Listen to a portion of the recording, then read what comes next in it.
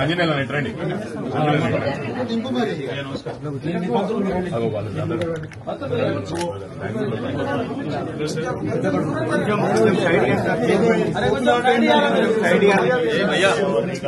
కొంచెం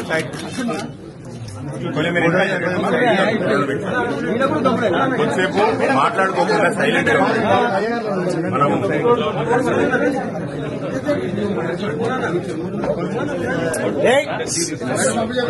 గురువే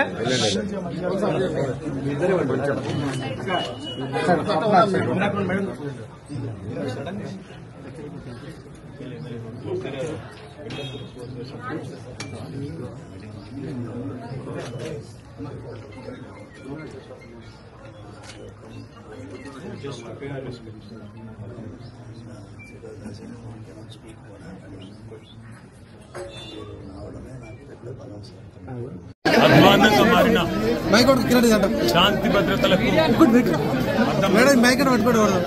మరి చిలుకూరు బాలాజీ దేవాలయంలో పెద్దలు చాలా కాలంగా సౌందరరాజన్ గారు, వారి తర్వాత ప్రధాన అర్చకులుగా అదే రంగరాజన్ గారు ఇక్కడ ఏదైతే సేవలు అందిస్తున్నారో వారిని ఇవాళ అగౌరవపరచడమే కాకుండా ఈరోజు రాష్ట్రంలో అధోగతి పాలైన శాంతి భద్రతల సాక్షిగా వారి మీద దాడికి దిగడం ఏదైతే ఉందో నిజంగా కూడా అత్యంత దుర్మార్గమైన, అత్యంత నీచమైన కార్యక్రమం.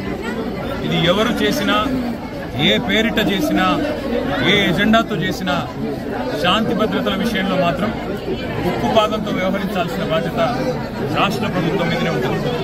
ఇవాళ భగవంతుడి సేవలో నిమగ్నమయ్యే పెద్దలు రంగరాజన్ గారు, సౌందరరాజన్ గారి కుటుంబం పరిస్థితి ఈ విధంగా ఉంది అంటే మరి రాష్ట్రంలో శాంతి భద్రతలు ఎంత అధ్వానంగా ఉన్నాయో దీన్ని బట్టి చెప్పవచ్చు.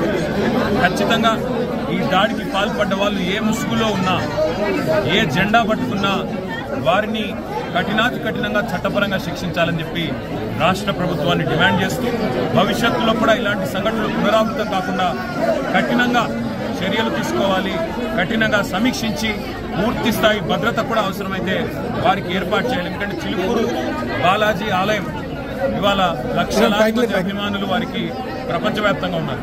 అట్లాంటి చిలుకూరు బాలాజీ ఆలయానికి మరి గొప్పగా సేవలు అందిస్తున్న ఆ కుటుంబాన్ని సౌందరరాజన్ గారు కానీ, రంగరాజన్ గారు కానీ వారిని అవమానించడం అంటే నిజంగా కూడా ఆ స్వామివారి భక్తులను అవమానించడమే, ఒక దైవ భక్తుడిని అవమానించడం అంటే దేవుణ్ణి కూడా అవమానించినట్టే. కాబట్టి తక్షణమే ఈ విషయంలో కఠినాతి కఠినంగా భవిష్యత్తులో మళ్ళీ ఇట్లాంటి పునరావృతం కాకుండా చర్యలు తీసుకోవాలని ప్రభుత్వాన్ని డిమాండ్ చేస్తా ఉన్నాం.